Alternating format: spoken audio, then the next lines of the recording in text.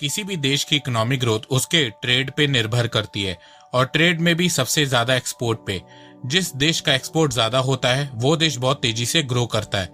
भारत की ट्रेड की बात करें तो भारत हमेशा से इंपोर्ट ज्यादा करता है और एक्सपोर्ट कम करता है, पर पेंडेमिक के बाद भारत अपने एक्सपोर्ट को तेजी से बढ़ाने में ध्यान दे रहा है। फाइनेंशियल ईयर 2020-21 में जहां भारत का एक्सपोर्ट $290 बिलियन था, फाइनेंशियल ईयर 2021-22 में 40% एक्सपोर्ट बढ़ के $420 बिलियन हो गया था। पिछले साल भारत सरकार ने एक टारगेट सेट किया था कि फाइनेंशियल ईयर 2021-22 में भारत $400 बिलियन का मर्चेंडाइज एक्सपोर्ट करेगा और भारत ने ये टारगेट अचीव भी कर लिया।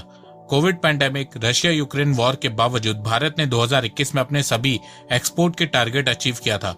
अब ये देखने के बाद American based consultancy Ben and company ने डिटेल से स्टडी करके बताया है कि आने वाले 6 सालों में, मतलब कि 2028 में भारत का मैन्युफैक्चरिंग एक्सपोर्ट $1 ट्रिलियन को टच कर जाएगा। बेन एंड कंपनी एक American based management consultancy firm है जो 1973 में फाउंड हुई थी। ये वर्ल्ड की बिग 3 मैनेजमेंट कंसल्टेंसीज में से एक है जो ग्लोबल 500 कंपनीज में से 63% कंपनीज के साथ काम करती है। Ben and company public, private और नॉन प्रॉफिट ऑर्गेनाइजेशन को स्ट्रेटेजी, मार्केटिंग, ऑपरेशन, आईटी के बारे में एडवाइस देती है। तो बेन एंड कंपनी बहुत ही रेप्यूटेड कंसल्टेंसी फर्म है और इन्होंने डिटेल से भारत के एक्सपोर्ट पे स्टडी करी है। तो नमस्कार दोस्तों, स्वागत करते हैं आपका चार्जिंग पॉइंट हिंदी में। दोस्तों, आज के इस वीडियो में हम जानेंगे कि 2028 तक भारत कैसे $1 ट्रिलियन का मैन्युफैक्चरिंग एक्सपोर्ट करेगा। तो जानने के लिए जुड़े रहिए आप इस वीडियो के साथ। देखो, एक्सपोर्ट बेसिकली 2 तरीके के होते हैं। एक होता है मर्चेंडाइज एक्सपोर्ट, जिन प्रोडक्ट को हम छू सकते हैं, जिन्हें मैन्युफैक्चर किया जाता है, और एक होता है सर्विस एक्सपोर्ट, जैसे कि IT, banking, tourism, insurance etcetera. Bharat के ministry of commerce and industry की रिपोर्ट के अनुसार भारत ने फाइनेंशियल ईयर 2021-22 में रिकॉर्ड $670 बिलियन का एक्सपोर्ट किया था, जिसमें से मर्चेंडाइज एक्सपोर्ट $420 बिलियन था और सर्विस एक्सपोर्ट $250 बिलियन था।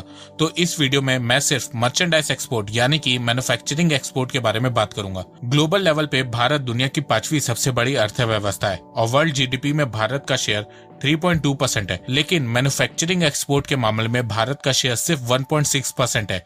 भले ही भारत ने 2021 में रिकॉर्ड एक्सपोर्ट किया था, पर उसके बावजूद मैन्युफैक्चरिंग एक्सपोर्ट के मामले में भारत की रैंक ग्लोबल लेवल पे 17 है। पर प्रिडिक्शन की जा रही है कि आने वाले 6 सालों में भारत टॉप 5 एक्सपोर्टर कंट्री की लिस्ट में आ जाएगा। ऐसा कैसे होगा? तो उसके लिए बेन एंड कंपनी ने अपनी स्टडी में बताया है कि भारत के एक्सपोर्ट के बढ़ने के पीछे 6 मेगा ट्रेंड्स हैं। पहला है supply chain diversification.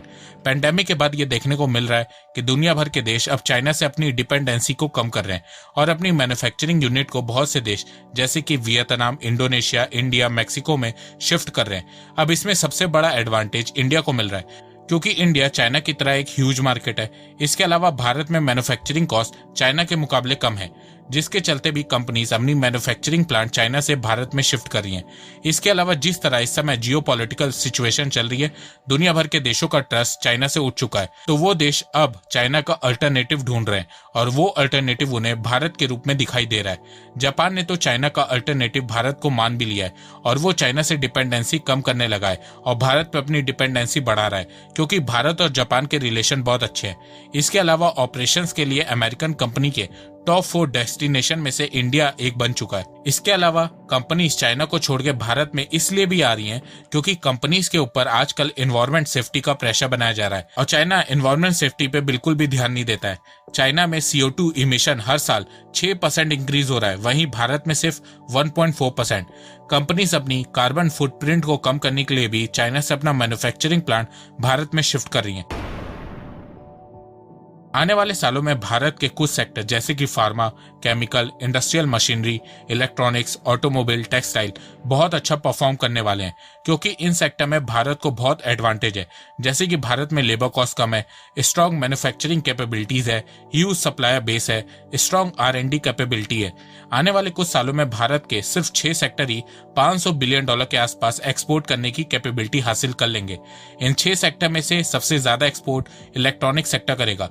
Bharat electronic sector की मैन्युफैक्चरिंग में बहुत इन्वेस्ट कर रहा है, जिसके चलते भारत का इलेक्ट्रॉनिक मैन्युफैक्चरिंग हर साल बढ़ रहा है और साथ में भारत का इलेक्ट्रॉनिक एक्सपोर्ट भी हर साल बढ़ रहा है।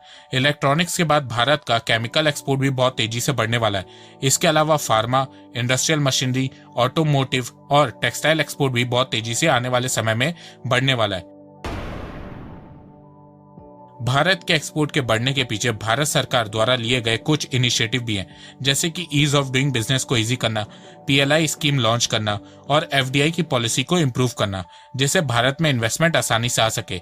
जब से भारत सरकार ने एफडीआई की पॉलिसी को इम्प्रूव किया है, 2015 से भारत में foreign direct investment FDI tremendous 65% increase हुआ है। भारत में मैन्युफैक्चरिंग को बढ़ाने के लिए भारत सरकार ने पीएलआई स्कीम के तहत 13 सेक्टर में लगभग $50 बिलियन इन्वेस्ट किया है और आने वाले 5 सालों में इन 13 सेक्टर में से $500 बिलियन की प्रोडक्शन का टारगेट सेट किया गया है।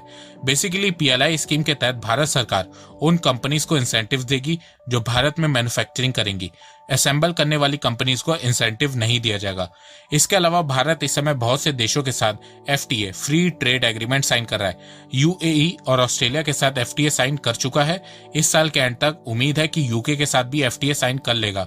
बस भारत को यूरोपियन यूनियन के साथ एफटीए साइन करना है। एक बार भारत यूरोपियन यूनियन के साथ एफटीए साइन कर लेता है तो भारत का एक्सपोर्ट आपको बहुत तेजी से बढ़ता हुआ नजर आएगा। देखो, जिस तरह इस समय भारत सरकार देश के एक्सपोर्ट को बढ़ाने में काम कर रही है, इसी तरह 1991 में जब भारत में इकोनॉमिक क्राइसिस आई थी, देश का सोना गिरवी रखा गया था, तब उस समय भारत सरकार ने देश को आर्थिक संकट से बचाने के लिए बहुत बड़े बड़े रिफॉर्म किए थे। अब वो रिफॉर्म क्या थे और उससे भारत की अर्थव्यवस्था कैसे मजबूत होने लगी, जानने के लिए आप कुकू एफएम पे इकोनॉमिक रिफॉर्म इन 1991 की ऑडियो बुक को सुन सकते हैं। कुकू एफएम भारत का लीडिंग ऑडियो शो प्लेटफॉर्म है जिसमें 1000 से ज्यादा ऑडियो बुक्स है। सबसे अच्छी बात यह है कि ये मेड इन इंडिया पे और इसकी रेटिंग 4.5 स्टार है। अगर आपके पास पढ़ने का टाइम नहीं रहता या आपको पढ़ना बोरिंग लगता है तो अब आप कुकू एफएम ऐप की मदद से कभी भी और कहीं पे भी इकोनॉमिक रिफॉर्म इन 1991 की ऑडियो बुक को सुन सकते हैं। इस ऑडियो बुक में 1991 में भारत सरकार ने देश की अर्थव्यवस्था को सुधारने के लिए क्या क्या रिफॉर्म किए थे इसके बारे में बताया गया है। कुकू एफएम ऐप का ईयरली सब्सक्रिप्शन 399 रुपए का है। अगर आप मेरे थ्रू इस ऐप में रजिस्टर करेंगे और कूपन कोड CPH50 का यूज करेंगे तो फर्स्ट 250 यूजर को 50% का डिस्काउंट मिलेगा। मतलब आपको साल भर के लिए 399 रुपए के बजाय सिर्फ 199 रुपए देने होंगे, जो ₹1 पर डे से भी कम है। तो इंतजार किस बात का, लिंक डिस्क्रिप्शन में दी गई है। कुकू एफएम ऐप को डाउनलोड करिए और अपनी नॉलेज को बढ़ाइए। आने वाले सालों में भारत के एक्सपोर्ट बढ़ने के पीछे कैपिटल एक्सपेंडिचर का बढ़ना भी है। फाइनेंशियल ईयर 2022-23 में भारत सरकार ने बजट में कैपिटल एक्सपेंडिचर को 35% ईयर ऑन ईयर इंक्रीज करके $100 बिलियन का कर दिया था। भारत सरकार द्वारा कैपिटल एक्सपेंडिचर और इंफ्रास्ट्रक्चर में इन्वेस्ट करने से भारत में मैन्युफैक्चरिंग आसान हो रही है। आने वाले 5 सालों में भारत की कैपिटल एक्सपेंडिचर 6 गुना बढ़ने वाली है और इससे भारत का एक्सपोर्ट भी बढ़ने वाला है। भारत के एक्सपोर्ट के बढ़ने के पीछे मर्जर भी है। बहुत सी फॉरेन कंपनी इंडियन कंपनीज के साथ मर्ज हो रही हैं और भारत में मैन्युफैक्चरिंग प्लांट खोल रही हैं। 2021 में भारत में 90 स्ट्रेटेजिक डील हुई थी जिसकी वैल्यू $100 बिलियन से ज्यादा थी। पिछले कुछ सालों से भारत के मैन्युफैक्चरिंग सेक्टर में वीसी इन्वेस्टमेंट भी बढ़ रही है। 2021 में इंडियन फर्म्स को $70 बिलियन की वीसी इन्वेस्टमेंट मिली थी, जिसमें से ज्यादातर फर्म स्टार्टअप थी। अब इस इन्वेस्टमेंट से भारत में स्टार्टअप यूनिकॉर्न बन रहे हैं और साथ में स्टार्टअप बड़ी मात्रा में मैन्युफैक्चरिंग भी कर रहे हैं। देखो, भारत सरकार ने इस साल फाइनेंशियल ईयर 2022-23 में भारत के एक्सपोर्ट का टारगेट $800 बिलियन रखा है, जिसमें से मर्चेंडाइज एक्सपोर्ट का टारगेट 450 से 480 बिलियन रखा है और सर्विस एक्सपोर्ट का टारगेट 350 बिलियन रखा है। भारत सरकार ने 2023 से हर साल $500 बिलियन का मर्चेंडाइज एक्सपोर्ट करने का टारगेट सेट किया है और 2028 से हर साल $1 ट्रिलियन का मर्चेंडाइज एक्सपोर्ट करने का टारगेट सेट किया है। तो बेन एंड कंपनी की स्टडी को माने तो भारत 2028 तक $1 ट्रिलियन के मैन्युफैक्चरिंग एक्सपोर्ट का टारगेट पूरा कर लेगा। पर एक्सपोर्ट के साथ साथ भारत को अपने इंपोर्ट को भी कम करना होगा और इंपोर्ट में सबसे पहले भारत को क्रूड ऑयल के बिल को कम करना होगा। भारत इंपोर्ट में सबसे ज्यादा क्रूड ऑयल इंपोर्ट करता है। भारत ने 2021 में सिर्फ $120 बिलियन का क्रूड ऑयल इंपोर्ट किया था, जो 2022 में उम्मीद है कि बढ़ के $150 बिलियन से ऊपर जाएगा।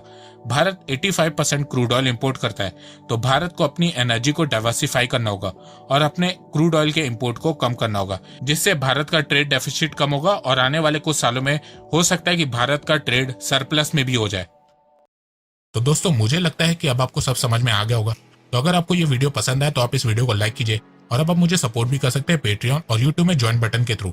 एक बात मैं कहना चाहता हूँ, आप जितनी मेरी वीडियोस को शेयर करेंगे उतनी ही रीच मेरी बढ़ेगी और उतने ही लोग मेरे से जुड़ेंगे। तो वीडियो को शेयर करना, चैनल को सब्सक्राइब करना बिल्कुल भी मत भूलिएगा। मैं ऐसे ही एजुकेशनल वीडियोस लाता रहूंगा आप लोगों के लिए।